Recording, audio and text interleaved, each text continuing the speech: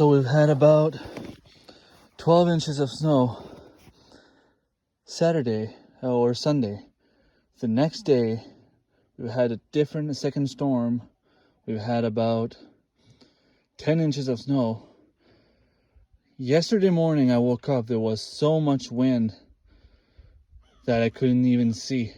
This morning, I came out to feed the rabbits. This is what it looks like. So, I was at work all day. I have 3 rabbits buried under the snow right there. So I have to find a way to make it to them. It's ridiculous. It's crazy. We're expecting another 80 centimeters of snow this weekend. It's just plain retarded. And look at all the snow that I have on my deck. I've been shoveling this for the last couple of hours.